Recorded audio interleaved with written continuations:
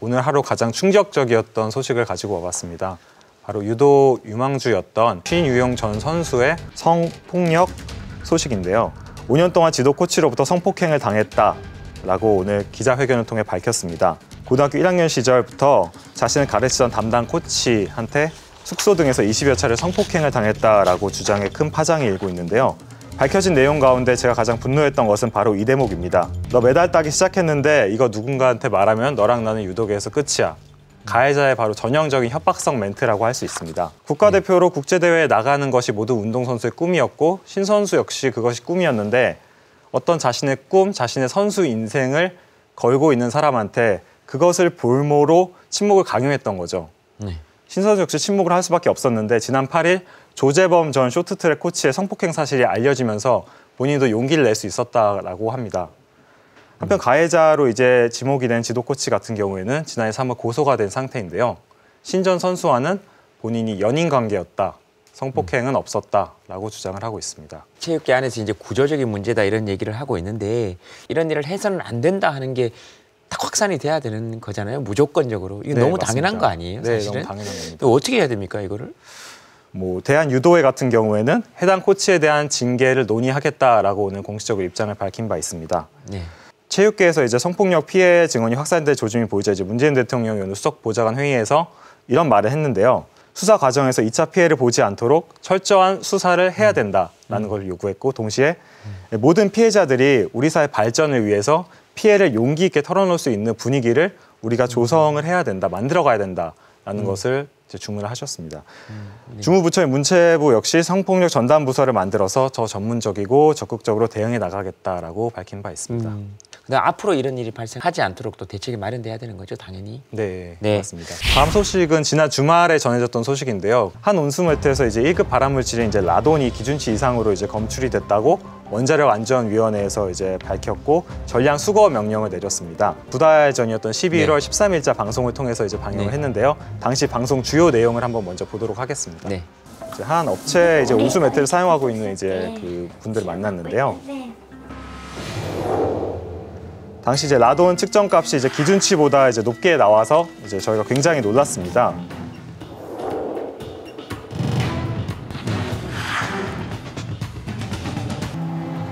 이제 해당 업체 입장도 들어봤는데요. 수입을 원단하다 보니까 저희가 거기까지 미처 방문해서 저희가 확인할 길이 지금 없는 상황이거든요.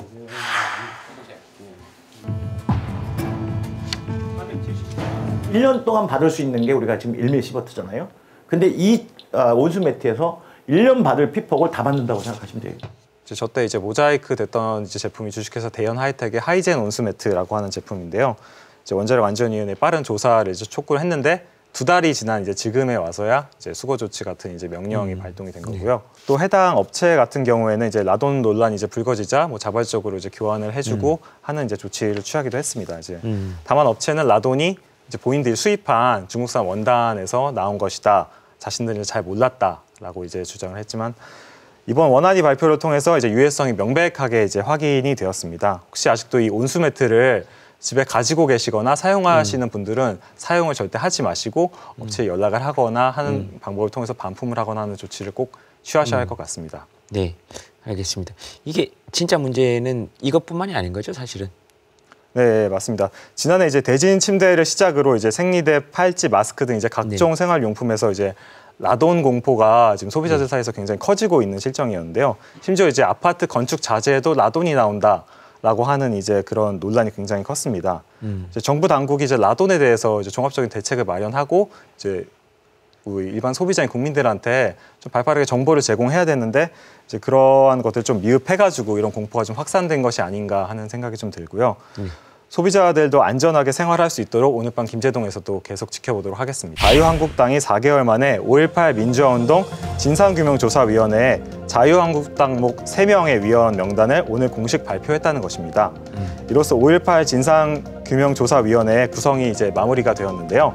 이제 한 3명은 다음과 같습니다. 권태호 전 한미연합군 사령부 작전처장, 이동욱 전 월간조선 기자, 그리고 차기환 전 수원지법 판사입니다. 네.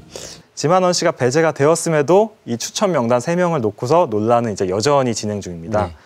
그 이동욱 전 기자의 경우에는 5.18 민주화운동 관련해 거의 모든 오보가 이 피해자 중심에 쏠려 있다라는 이제 기사를 작성해서 이게 유가족들의 어떤 공개 사과 요구를 받은 바 있고요. 유가족들에게. 네, 이제 차기환 변호사 같은 경우에는 북한군 광주 난파설 일베 게시물을 이제 온라인상에서 본인이 공유를 해가지고 이제 논란이 된 바 있습니다. 이렇게 좀 논란이 있으신 분들이 조사위원으로 이제 예. 선정이 되셨습니다. 어떻게 봐야 되는 겁니까 이거? 예, 오늘 이제 5.18 민주화운동 이제 희생자 유족들이 이제 자유한국당이 진상규명의 본질을 훼손하는 위원 추천했다라고 하면서 굉장히 이제 크게 반발하셨는데요. 오늘 자유한국당 같은 경우에는 진상조사위원으로 추천된 인물들이 이제 5.18 민주화운동과 관련해서 은폐된 진실을 객관적으로 규명해 줄 수 있다. 그러한 적임자다라고 이제 강조를 굉장히 했거든요. 네. 4개월이나 이제 늦게 진상조사위원을 추천하면서 어떻게 이렇게 논란이 많은 분들을 이렇게 선정을 하셨는지 굉장히 많은 분들이 좀 궁금해하고 있는 부분이 좀 있거든요. 네, 알겠습니다. 오늘 그 나경원 원내대표 면담을 신청했다가 아마 거절당한 것 같습니다. 부모님께서 이렇게 말씀을 하셨네요. 내 아들이 어떻게 죽었는지 아느냐 이렇게 얘기를 했는데 글쎄요. 이런 얘기 듣지 않고 무슨 얘기를 듣는다는 건지 잘 모르겠습니다.